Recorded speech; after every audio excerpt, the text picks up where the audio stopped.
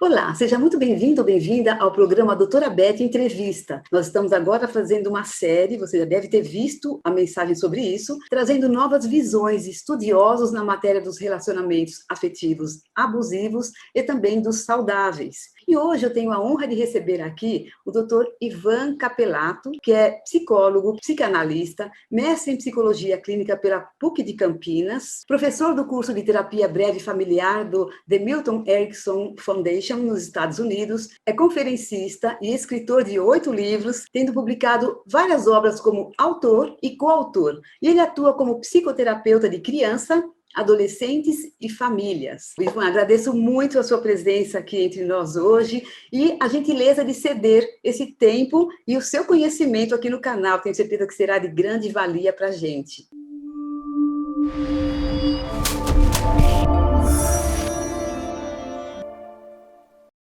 Eu vou começar e já fazendo uma pergunta que acho que é bastante importante para o meu público, que é... mas antes disso, deixa eu pedir uma coisa para vocês. Fiquem nesse vídeo até o final, porque esse conteúdo é muito importante para você aprofundar o seu conhecimento de como funcionam os relacionamentos afetivos, como as coisas começam lá no passado, como elas evoluem até mesmo para a codependência. Então, Ivan, você poderia nos falar um pouco de como ocorre a evolução do apego ou do afeto, durante o desenvolvimento da criança, se você quiser aproveitar e falar um pouco de onde a gente pode já ver algumas marcas ou alguns traumas que possam levar à codependência, fique à vontade. Bem-vindos a todos e obrigado pelo convite, doutora Elizabeth. Bom, eu queria contar um pouco, de uma forma simples, um produto científico aí que eu trabalho desde os anos 1900. Eu consegui fazer a união da neurologia com a psicanálise. Eu sempre fui psicanalista, eu fiz toda a minha formação em psicanálise e sempre ficava intrigado quando as pessoas me perguntavam, mas e esse inconsciente, onde é que está? E essa coisa, onde é que está? E aí eu fui buscar, Freud era um neurologista, né? Eu fui buscar na neurologia e algumas respostas. Então, assim, quando nós temos 45 dias de vida fetal, então imagine que algumas mães nem sabem que estão grávidas, às vezes, né? 45 dias de vida do feto, nasce o primeiro produto, a primeira anatomia neurológica no nosso cérebro, que se chama amígdala cerebral. Sim. A amígdala cerebral, ela fica bem no centro do cérebro, protegida de todas as formas possíveis, porque, na verdade, a amígdala cerebral é o nosso coração psíquico. A amígdala cerebral, a função dela, a funcionalidade dela é assim: ela produz a ansiedade, não essa ansiedade patológica que a gente costuma falar, mas a ânsia, a necessidade, o desejo, fome, sede, desconforto, né? A ansiedade, o medo e a raiva. Até os anos 2000, acreditava-se na comunidade científica que a raiva era psíquica, psicológica. E hoje a gente sabe que a raiva é neurológica, não psíquica. Então, assim, eu vou dar um exemplo bem simples, né? Vamos imaginar um bebê recém-nascido, né? Alguns dias de vida, e ele já tem a amígdala funcionando desde o início lá da gravidez, como eu falei. Um bebê normal, nasceu a termo, não tem complicações, não tem comorbidades nenhuma, um pré-natal bem feito, pós-natal bem feito. E esse bebê, ele está com fome, que é a ânsia, a ansiedade, está com fome. Então ele chora e se as mães se lembrarem, né, é um choro monotônico, um choro... Se a mãe demorar um pouco para levar o seio, esse choro sobe uma oitava, que é o choro da raiva. O que aconteceu? Esse bebê está com fome, ele fez o pedido, a mãe demorou um pouco para chegar até ele. Nesse instante, então, ansiedade, a fome, medo, o medo de não ser alimentado e a raiva de não ser atendido. Às vezes, as mães levam o seio até o bebê e recebem uma mordida no mamilo. Muitas mães já tiveram essa experiência. Então, assim, a amígdala cerebral é o centro da nossa vida psíquica. Tá? Então, agora, fazendo um salto, nós, os humanos, a gente constrói, a partir do 4º ano de vida, 4º ano e meio de vida, a gente produz um fenômeno psicológico chamado afetividade, o nosso afeto. Como é o nosso afeto? O nosso afeto é assim. Então, eu vou dar um exemplo de um casalzinho de namorados de 15 anos. Tá? Esse menino, vamos falar num casal heterossexual, para a gente não ficar com uma polêmica. Então, esse menino conhece aquela menina. O que leva ele até ela? A beleza dela, ela é pop na escola, ela é amiga da irmã dele, não tem importância o motivo, a ânsia, a ansiedade não tem importância. Mas ele foi até ela e eles começam a ficar, a se encontrar. Neste momento, nasce o apego, que a gente chama de amor. O amor sozinho. Esse amor vai durar uns 7 dias, 8 dias, mais ou menos, para quem é normal. Nesses 7, 8 dias, ela vai dizer para ele: ai, bem, hoje eu não vou ficar com você, que eu vou ficar com as minhas amigas. E ele, tudo bem, porque o amor é que está comandando. Mas o amor, gente, tem um prazo de validade para nós humanos, né? 8 dias, 9 dias. Aí, este amor começa a ser comandado pela amígdala cerebral. Lembra? A ansiedade, o querer, né? O medo de perder e a raiva. No 9º dia, essa namoradinha fala para ele: hoje eu não vou ficar com você, eu vou ficar com as minhas amigas. E ele briga com ela. Ele briga com ela, começa a sentir ciúme. Por quê? Porque no lugar do amor começa a funcionar o afeto. O que é afeto? O afeto é essa união louca entre o amor e o funcionamento da amígdala cerebral. O medo de perder. E a afetividade, ela vai tomar conta de todas as nossas relações afetivas. Marido, mulher, namorado, namorada, pai, filho, filho e pai. A ponto de que a gente, às vezes... Eu tenho uma filha de 14 anos, que hoje, sexta-feira, ela, na hora do almoço, vem até mim e fala: pai, hoje eu vou dormir na casa da Mariana. De repente, a minha resposta para ela é um grito: como vai dormir na casa da Mariana? Você está pensando, hoje é sexta-feira, tem a Covid, tem... Percebe? E aí, quem está assistindo de fora, é louco esse homem, né? Não. É que a hora que a Mariana faz o pedido, eu sinto um medo, que é o medo de perdê-la, medo se ela vai fumar maconha com a amiga, medo se ela tem algum namoro com a amiga, medo... Só que esse medo não é consciente mais. Aí eu vou direto para a raiva. Acontece que minha filha também tem amígdala cerebral e tem um afeto comigo. E aí, como eu frustrei a ânsia dela, ela sentiu medo de não ir ver a amiga e rebate, gritando comigo também. Então, gente, ninguém escapa do afeto. Só uma pessoa escapa do afeto, o psicopata. Os outros de nós vivemos afetivamente. Então, eu sempre brinco com os meus alunos, dizendo assim: a família mais normal do mundo é aquela família onde a gente escuta os gritos de fora de casa, entende? É pai brigando com mãe, um grita com o outro, outro grita com o outro, e daqui a pouco se acertam. A família mais doente é a família onde há um silêncio. Cada um está no seu quarto comendo, ninguém briga com o outro, significa que o afeto não se fez. O que é o contrário do afeto? O contrário do afeto é a indiferença. Então, pai, hoje eu vou dormir na casa da Mariana. Tá bom, filha. Sério. Então, esta ausência de crise, essa ausência de raiva, é a ausência do medo de perder. Nas relações afetivas, o medo de perder, que é amidalar, que é neurológico, ele é maior que o amor. Então, aquela mãe tem um filhinho que está com febre. Se ela for normal, ela vai pôr a mão na testinha dele, vai lá fazer um termômetrozinho lá, com luzinha, e está com 38. Se ela for normal, a amígdala vai funcionar acima da crítica. E aí ela... será que é meningite? E aí liga para o pediatra, né? Pediatra, eu dou aula para pediatras, né? Pediatra é o médico de mãe. Não sei se vocês sabem disso, né? Pediatra é médico de mães. Muito boa.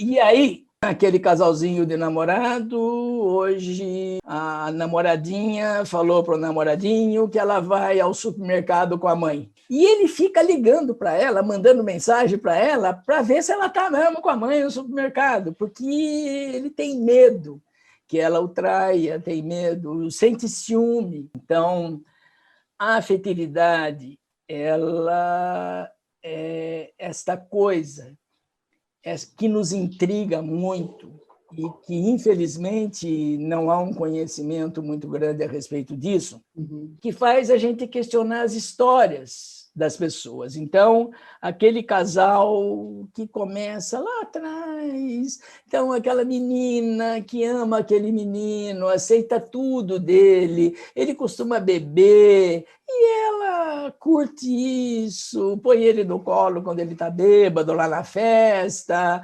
pensando que daqui a pouco isso vai acabar, depois que casar a Sara, né? Não é assim, não é assim. Conforme a evolução do amor vai acontecendo e a amígdala começa a funcionar, este amor perde a graça, perde a validade, e o que fica funcionando é o medo de perder. Então, vamos imaginar aquele casal que tem 40 anos de casado, aquele senhor, aquela senhora, ele está doente, ele está com colesterol alto, está com arritmia, e eles vão ao cardiologista juntos. E o cardiologista faz os exames e pede a ele: seu João, o senhor não pode comer embutidos, por favor, beber e tal. Quando eles saem do médico, veja bem, esse casal já está junto há tanto tempo. Às vezes até o sexo já não existe mais, mas o afeto continua. Sim. O medo de perder continua. E aí esta senhora fica cuidando dele.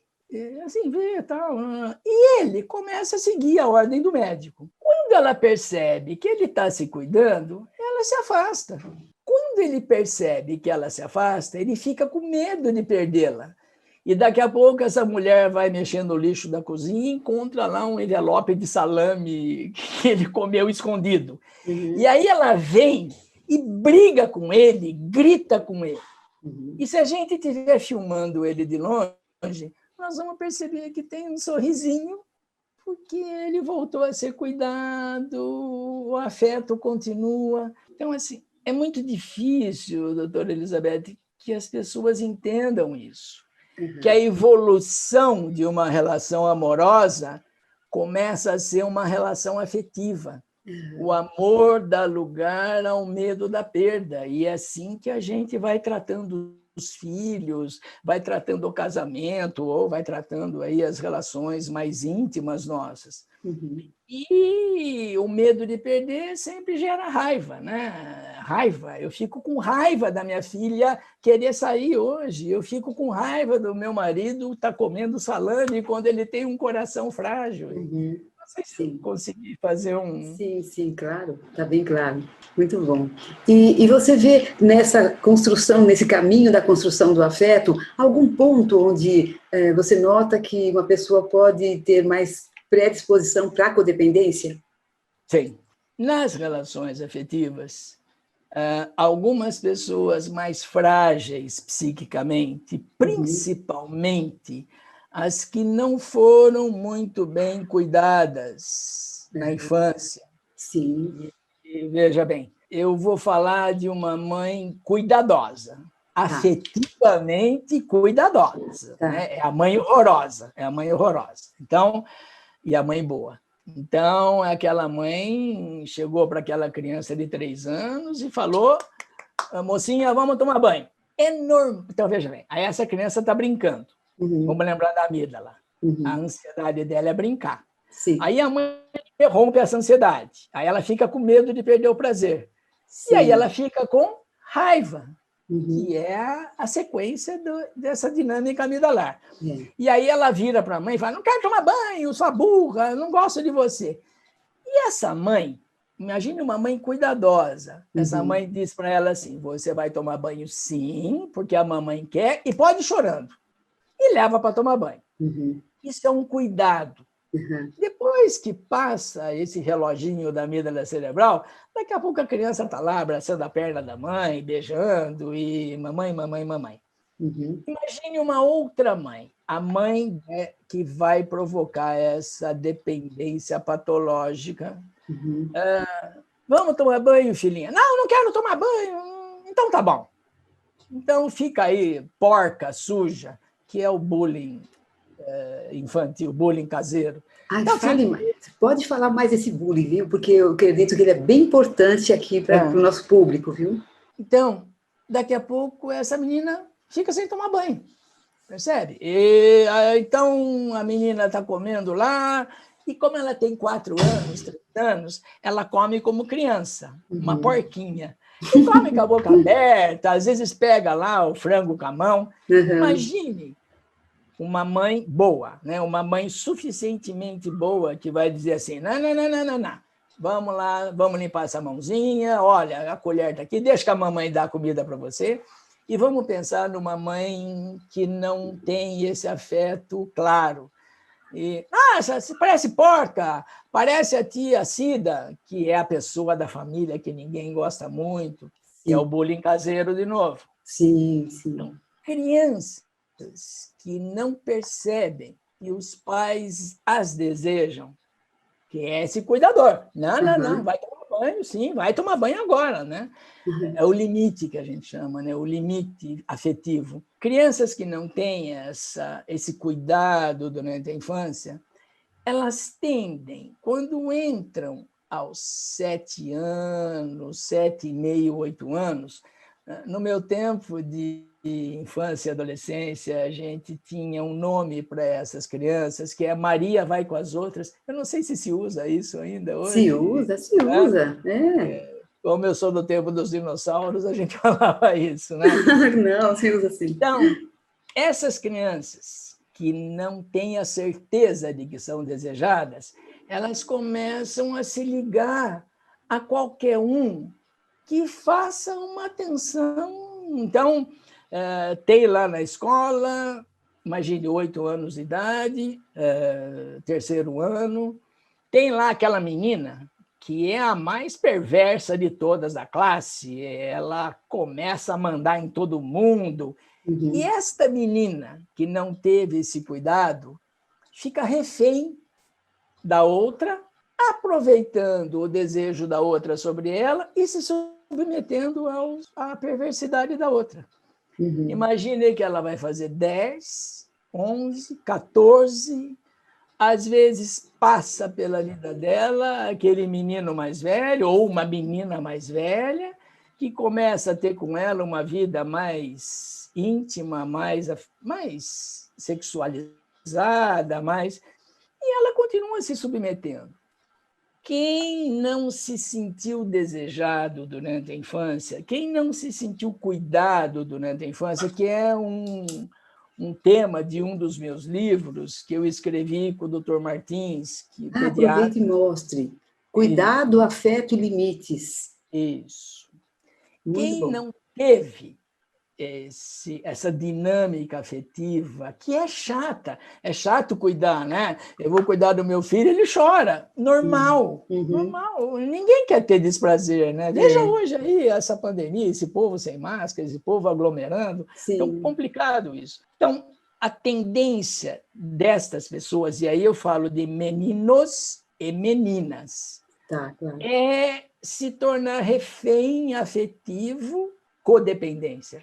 Refém afetivo de um outro que, às vezes, tem uma perversidade. Então, Existem meninos que entram em grupos, entram em gangues, vão lá para a biqueira de tráfico e se tornam reféns do traficante, do sargento das drogas, do tenente das drogas, o resto da vida, até são mortos antes. Mas é a maneira de serem cuidados. Eu queria, nos anos 80, doutora Elizabeth, eu me envolvi num projeto que acho que eu fui o pioneiro desse projeto. Eu comecei a me preocupar muito com o trabalho infantil. Crianças na rua, limpando para-brisa, vendendo balinha, crianças no lixão. E aí eu fui me envolvendo, e aí eu consegui envolver promotoria, polícia, delegacia. Então eu vou contar uma história rapidinha para vocês poderem entender o que é isso. Soubemos de uma fazenda que tinha 40 meninos e meninas em situação de trabalho infantil, na cana. Aí chegamos lá e o que a gente viu? Aqueles meninos com pano enrolado, né, para não se cortar na folha da cana, trabalhando de sol a sol. A polícia foi, tal, o TRT, e tiramos esses meninos de lá e conseguimos devolvê-los às suas casas, meninos e meninas.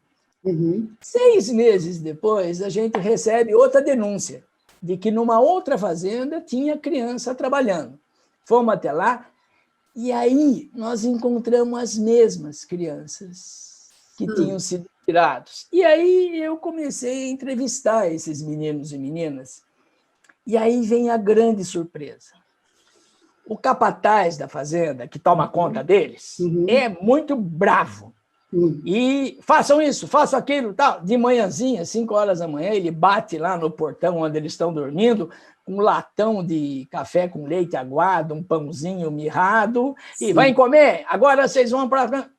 Esta coisa horrível é entendida por quem não foi cuidado afetivamente como cuidado. Entendi. Não sei se eu consigo passar Claro, isso. claro, eu entendo. E aí você tem, por exemplo, no trabalho infantil, a prostituição infantil. É muito difícil tirar crianças, 6 anos, 7 anos, das mãos da cafetina, porque a cafetina, que é brava, essa braveza da cafetina funciona na cabecinha dessas crianças abandonadas como cuidado. Sim. Agora vamos transferir isso para o relacionamento de um casamento. Sim. Então, de repente, aquele homem, porque também existe o abuso de mulheres em relação a homens. Sim, aquele homem ou aquela mulher encontra aí, no meio da vida, aquele parceiro que no começo é sedutor, e de repente não quer que ela saia de casa, não quer que ponha uma roupa curta, não quer isso, não quer aquilo, e um dia bate pela primeira vez. E ela fica assustada e mal, mas psiquicamente, é um cuidado. Para ela, é um cuidado. Tanto que depois de muitas vezes apanhando, alguém a aconselha a fazer um BO na delegacia da mulher, ela vai, aí ela fica sabendo as consequências do BO, vai lá e retira, ou pede para arquivar. Acho que a senhora já deve ter escutado muito disso. Com certeza. Porque é a única relação de cuidado que ela tem, essa coisa abusiva, parecida com o bullying caseiro. E voltando, não sei se eu consigo. Claro, ficou perfeito, eu entendi claramente. E você falou um dado que acho que é bem importante, que eu tenho escutado muito, que é a respeito da comparação. Quando você falou da mãe que faz bullying, você, num momento, fez uma comparação. Como é que isso repercute no cérebro dessa criança? Ser comparada com uma certa frequência. Até, por exemplo, ser comparada com uma irmãzinha, porque a irmãzinha é inteligente, ela não, ou priminho, não importa, né? Como é que você fez isso? Que todo mundo detesta na família. Foi aí que você falou, é isso mesmo. Infelizmente, doutora Elizabeth, isso é muito comum. É muito comum, infelizmente, é muito comum. Tá? E quando entra, inclusive, nessa relação da escolaridade, do desempenho escolar, é muito comum isso, né? Comparar, às vezes, comparar com a própria mãe. Eu tirava nota, você não tira e tudo Isso, mais. é. Uhum. E então, assim, quando o cuidado na infância, então vamos pensar a infância de 1 ano e 8 meses até os 6, 7 anos, quando a personalidade já começa a se cristalizar. Uhum. Quando o cuidado na infância é feito de uma maneira ruim, de uma maneira perversa, bater, comparar, o bullying caseiro, que é, para mim, a pior das maneiras que um pai e uma mãe possam fazer com o filho. Então, a criança não quer cortar unha, não quer, não gosta de cortar. Nenhuma criança normal gosta de cortar unha e escovar o dente, né? Nenhuma. Então, o que a gente faz? A gente diz, olha, eu vou cortar sua unha e você pode ficar com raiva de mim. É assim que a gente cuida. Mas quando a gente diz, tá bom, você vai ficar que nem o lobisomem, você vai ficar que nem o Freddy Krueger, você vai ficar que nem... Aí a gente elimina o filho, elimina a relação de filho e faz aparecer esta capa, essa sombra na personalidade da criança, que é onde a autoestima cai e aí ela fica indecisa de quem ela é, né? Vamos escovar o dente, a criança está brincando. E ela não quer parar de brincar, porque ela é normal. E aí a mãe boa pega ela chorando e vai lá, escova o dente, nem que demore 1 hora. E a mãe que não tem muita condição de ter aprendido um pouco, porque ninguém faz curso para ser pai e mãe. A gente faz curso para ser médico, mas não faz curso para ser pai e mãe, né? Que é a base do mundo. E aí, tá bom, então fica com esses dentes podres aí, com esse mau hálito. Então, percebe? Transforma a criança num pequeno monstro. Esta coisa comparativa, né, com o monstro, com o Freddy Krueger, esta coisa faz com que a autoestima caia. E aí começa a haver uma necessidade, vamos lembrar da amígdala, uma ansiedade de que alguém possa dar um jeito nisso, alguém possa cuidar disso. Sim. Dependendo de quem aparecer na vida dessa criança, um pedófilo, ou, às vezes, doutora, uma pessoa boa, aquela professora que, com um cuidado que toda professora deveria ter, vê essa criança de unha comprida, no intervalo chama essa criança até uma salinha lá da enfermaria e conversa com ela, cuida dela, fala, não, eu quero que você me dê um presente, eu quero suas unhas. Eu estou contando isso porque é um caso que eu tive. E aí essa criança colocou nas unhas uma maneira de ser querida. E aí ela ganhou de presente dessa professora, 5 anos, tá?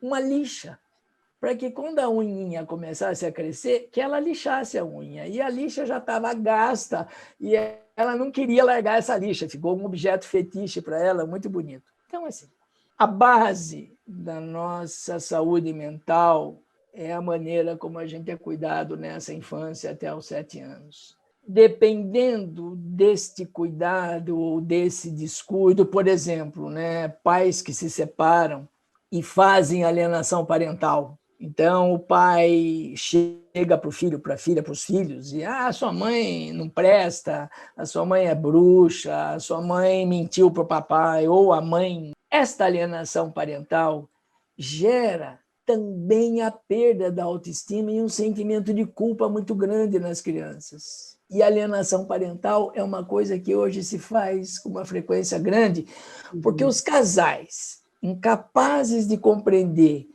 que aquele amor que os uniu, aquela sexualidade vulcânica que os uniu, hoje é afeto. Hoje eles têm medo de perder um ao outro e acabou aquele sexo intenso, ele só vem de vez em quando. Hoje aparece um ciúme maior, aparecem irritações que fazem parte dessa dinâmica afetiva, incapazes de compreender isso, e na ansiedade de querer continuar tendo aquela paixão, eles se separam.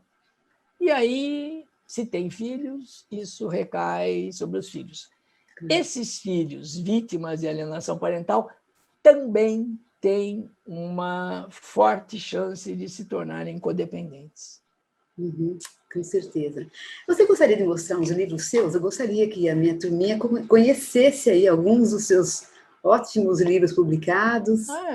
Então, o que nós temos aqui? É um livro junto com o meu ex-reitor da Unicamp, o Dr. Martins. Isso. Cuidado, Afeto e Limites, tá? Onde a gente fala disso, que a gente conversou. Eu tenho esse livro que eu escrevi junto com 2 colegas para o Unicef, que é um manual para a paz. Certo. É um livro onde a gente fala desde o desejo de ter filhos, as fases pelas quais as crianças passam, né? Fase oral, fase anal, o que cada pai e mãe tem que fazer nessas fases. Nossa, que ótimo! Como falar sobre Natal, como falar sobre religião, como falar sobre os medos noturnos, enfim, tudo que acontece na vida de uma criança, a adolescência. Que ótimo, então, excelente. Está na 3ª edição já, e esse é um livro que eu fiz. A Vida Humana, Perdas e Consequências. Uau. Onde eu falo sobre as depressões, as distimias e o transtorno do estresse pós-traumático. E o que são essas coisas, como lidar com isso. E nesse livro você também aborda o estresse pós-traumático complexo? Sim. Se você puder depois falar um pouquinho sobre isso. Mas mostra também o livro dos diálogos afetivos. Esse aqui também feito com as minhas aulas. Aprendendo a Natureza.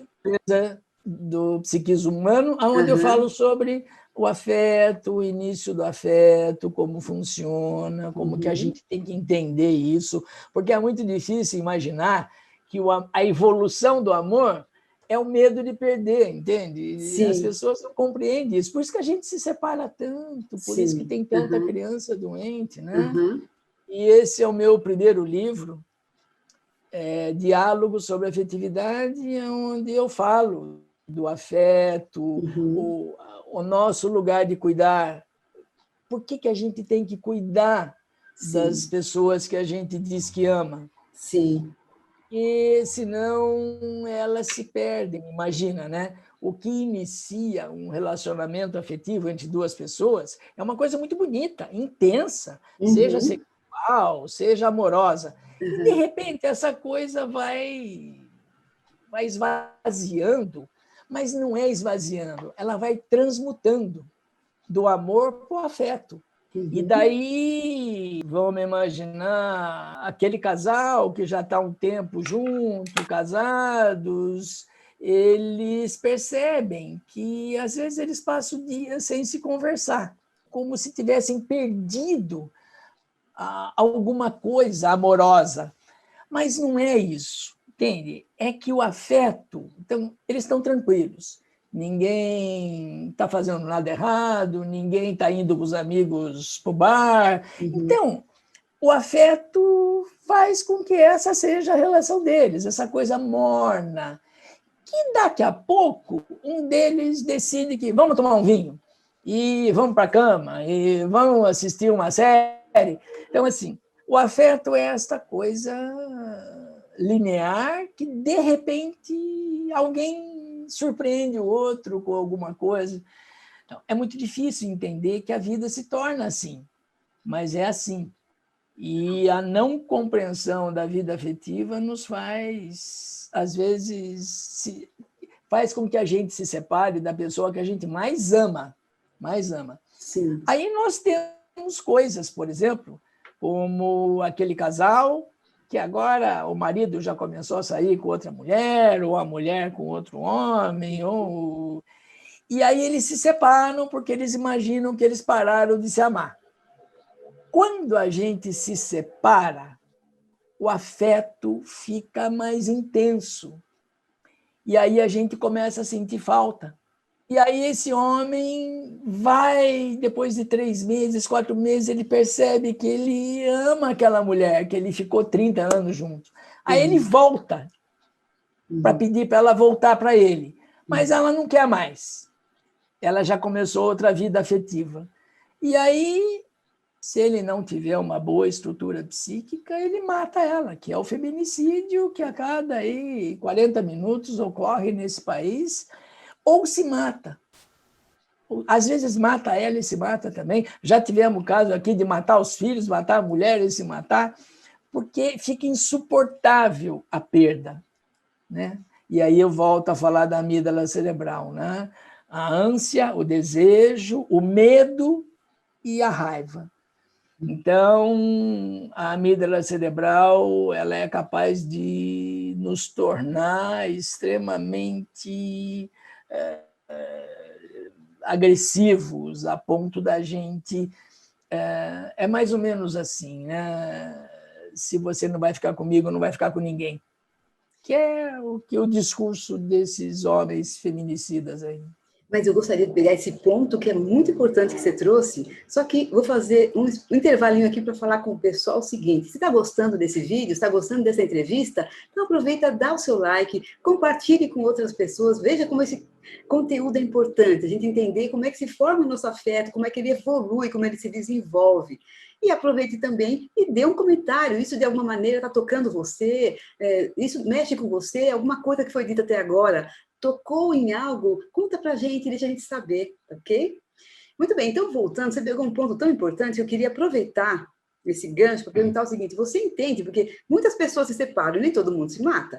Essas pessoas que vão por esse caminho um pouco mais agressivo, né, e provocam uma lesão desse tipo, um feminicídio, até se matam, você acha que isso tem alguma relação com a codependência? Você vê? Sim. Os vínculos que a gente faz, como eu disse, podem começar com um olhar mais pela estética. Às vezes a gente começa um vínculo porque ficou despretensiosamente com alguém e, de repente, aquilo despertou um sentimento bom, uma coisa sexual boa.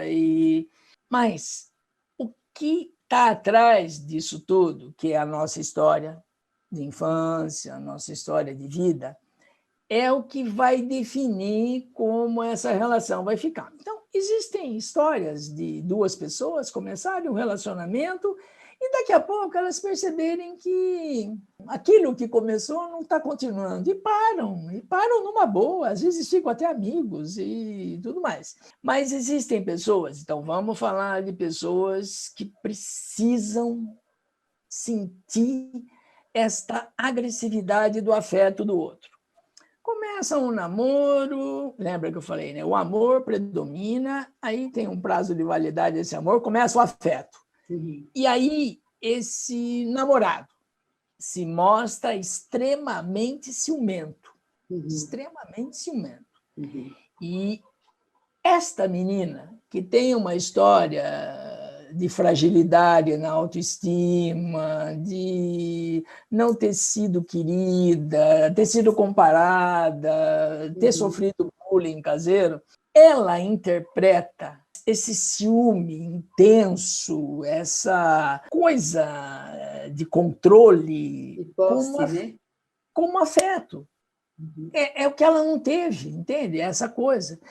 E aí ela vai aceitando isso e vivendo isso, porque é como se ela tivesse uma autoestima de volta. Eu conheço casos de codependência, aonde, ou homens ou mulheres, mas quando o companheiro começou a ser menos agressivo, menos ciumento, a outra pessoa, a codependente, provocou coisas para ele voltar a ser agressivo, ciumento, bater, agredir. Então, a codependência, essa coisa perversa que, às vezes, a nossa história deixa inscrita na vida de algumas pessoas, ela é uma carência de ser cuidado. Uhum. Não importa a maneira como é cuidado, percebe? Não importa. Sim, entendo. Isso, mesmo que seja com dor, mesmo que seja com humilhação, mas está sendo cuidado. Como eu falei das crianças do trabalho infantil lá. Uhum. Então, ajudar pessoas que estão nessa situação, porque, veja bem, vamos pensar em uma mulher. Esta mulher frágil, com uma autoestima frágil, que encontra esse perverso narcísico na vida, que controla, bate, Uhum. eles começam a dividir a doença, essa coisa perversa. Ele Uhum. também precisa dela. Ele E precisa. dá para dizer que ele também seria codependente? Ele é codependente. Ele precisa dessa mulher frágil que Então, os aceita um dois, né? tapa Os na dois cara, seriam. os dois. Por Hum. isso que é muito difícil eles se separarem. Uhum. Às vezes, para eles se separarem, tem que haver uma coisa muitíssimo grave, e a interferência do poder público, do Ministério Público, da Delegacia da Mulher, Sim, enfim. sim. E hoje nós temos abrigos espalhados pelo mundo, Brasil também, onde essas mulheres e seus filhos ficam escondidos da fúria desse homem que é codependente desta fragilidade da autoestima dessa mulher. E ele fica procurando ela, fica procurando as crianças em abrigo. Eu fiz um trabalho com um abrigo aqui na região de Campinas, um abrigo que fica escondido no meio do mato, que um pastor montou esse abrigo com o aval do Ministério Público, né? Sim. E para chegar lá, a gente tem que ser acompanhado por alguém, porque as crianças têm que ficar escondidas, porque às vezes estes homens codependentes, perversos, eles querem também pegar a criança que foi tirada dele para poder buscar a mulher, para poder buscar a mãe. Então, eles usam a criança, muitos vão buscar a criança para poder fazer uma chantagem aí com a mulher.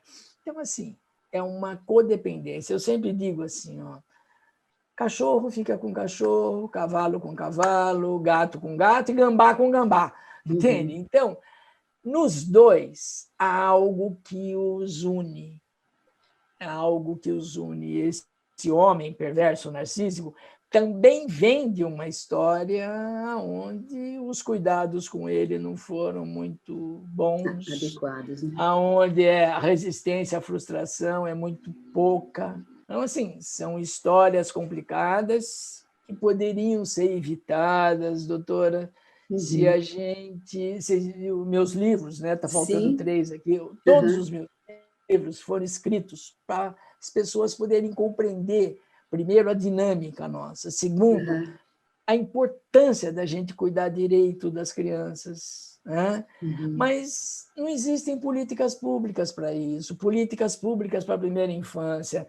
Uma mulher grávida, ela faz todo o acompanhamento pré-natal, né? Mas ninguém vai até ela e dizer, você sabe como cuidar desse sujeitinho que vai nascer?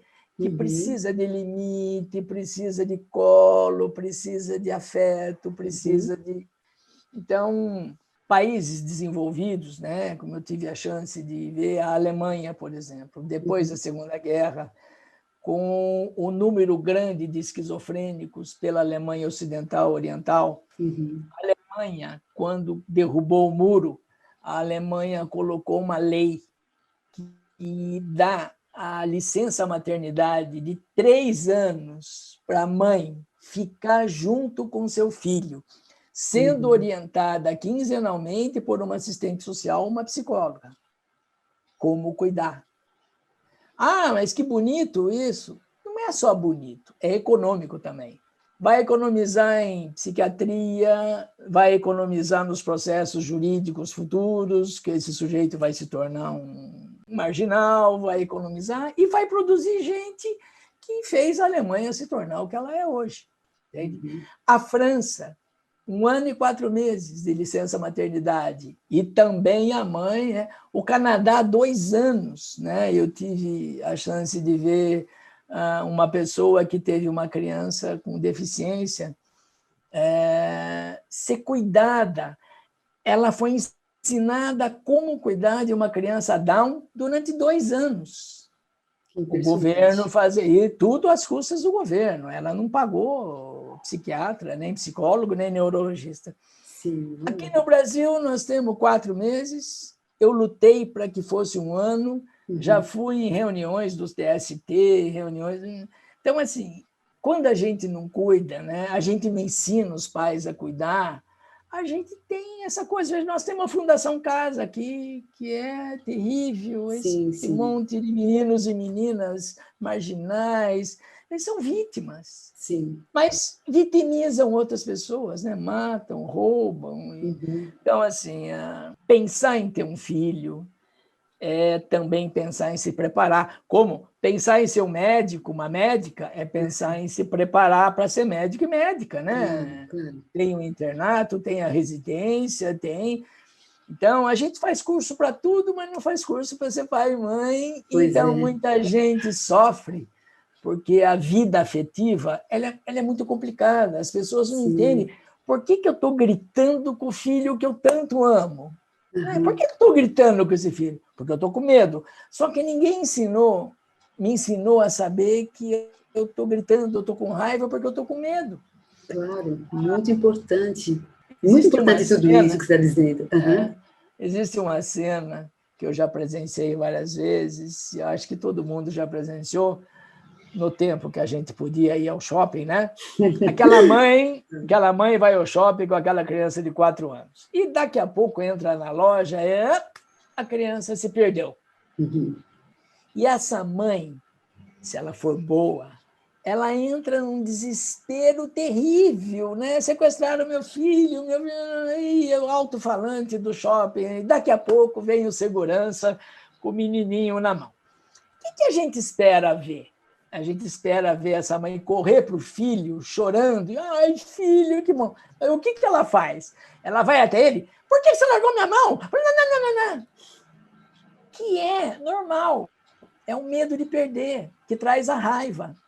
Então, assim, compreender esses fenômenos nos ajuda muito a conviver melhor com as pessoas que a gente ama. Percebe? Uma vez eu atendi um casal que o marido tinha o hábito de jantar muito tarde, e aí ele ia para a cama e roncava, porque a pressão do estômago, na pleura, roncava. E a mulher acordava ele com o cotovelo. Você está roncando? Não. E aí eles começaram a perceber que aquilo estava começando a complicar a vida deles e vieram, como eu trabalho com família, eles vieram fazer uma terapia de casal. No meio da terapia, esta mulher tem um insight e me diz assim: doutor, eu li que a apneia noturna pode trazer parada cardíaca, e é verdade, pode fazer o coração parar. E isso não me sai da cabeça. E aí ele percebeu que esta coisa raivosa dela não é porque ela tinha acordado, é porque ela estava atenta ao ronco dele e com medo que ele morresse. Quando os dois compreenderam isso, eles perceberam o quanto eles se amam. E aí ele parou de jantar à noite, tomava só um leite. Então, assim, compreender a dinâmica da nossa afetividade é conseguir dar limite para os filhos, é conseguir, quando a criança estiver comendo de boca aberta, deixar que ela coma de boca aberta, não se preocupar que domingo vai na casa da avó e a avó vai criticar isso, né? Assim, a gente respeitar mais, tem mais empatia nas nossas relações com os outros e entender que para as pessoas normais, o medo de perder é muito grande. Para as pessoas que já têm um prejuízo psicopático, a indiferença...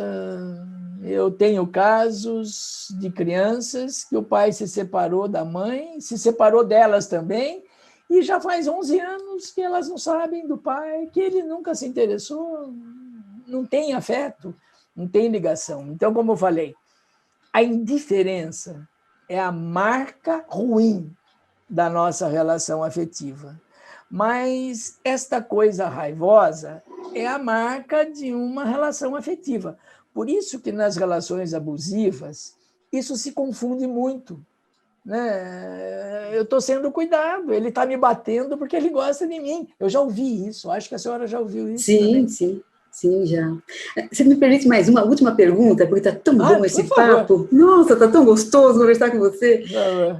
E, assim, você falou num certo momento daquele esvaziamento, né? Na evolução do afeto, você disse que no casal, por exemplo, num certo momento começa a ter o que as pessoas pensam que é um esvaziamento, é como se ficasse um pouco mais morno. Você poderia falar um pouco o que acontece nessa fase? Por que que é assim? Você falou assim, é assim que é, mas o que é que acontece para que vá para essa direção? Porque, pelo menos para os meus pacientes que são dependentes ou codependentes, isso causa angústia, isso dá uma impressão de que não estou sendo amado mais e que o que está acontecendo aqui as pessoas não veem muito como normal. O que você acha? Vamos pensar no tempo Uhum. e vamos pensar. A relação começa intensa, né? Às vezes vulcânica, como eu costumo dizer, né? Uma paixão. Uhum. Isso tem prazo de validade. Uhum. E aí fica aquele amorzinho do dia a dia, aquela coisa mais singela, mais gostosa. E aí a gente começa a aprender como o outro funciona, né? Então, se eu fizer isso, ela reage assim, e eles começam a modular a relação de um com o outro, e aí fica uma coisa morna, né? Então, eu já me adianto ao que ela quer, ela se adianta ao que eu quero, e aí a conversa, o diálogo diminui, as relações mais carinhosas também diminuem. Só que essa coisa morna significa que a gente aprendeu como o outro funciona. Então, essa linearidade, que assusta muito, né? Essa linearidade, num determinado momento, ela tem que ser rompida. Tipo assim, nossa, faz um mês que a gente não tem relações sexuais, né? Então, hoje vamos tomar um vinho, vamos... E aí vem a surpreendência. Pronto, nossa, restauramos isso. Ou, nossa, faz 6 meses que nós estamos em casa, vamos jantar fora. Ou, de repente, esse marido surpreende essa mulher arrumando a cama depois que levantou. Então, assim, depois que essa coisa morna começa a funcionar, as pessoas precisam se surpreenderem e surpreender o outro com alguma coisa, mas não dá para ser todo dia, porque todo dia, principalmente quando tem filho, então, todo dia é uma mesmice difícil de romper, tá? Mas aí existe aquela coisa, aquele esforço de, nossa, puxa vida, faz tempo que eu não beijo, né? Faz tempo que eu não abraço, e aí acontece. Mas essa coisa morna as pessoas têm que perceber que assim, nós dois já sabemos o que esperar um do outro. Nesse momento, para quem não compreende muito o que é isso, pode haver uma confusão, e aí a traição, aí surgiu o amante, ou nas relações abusivas, esse marido começou a ir à missa, o marido abusivo, ele começou a ir à missa, e aí ele começou a se controlar, não que ele tenha sarado. E esta mulher codependente começa a sentir falta do abuso. E aí ela vai provocar alguma coisa para que ele volte a ser. Sim.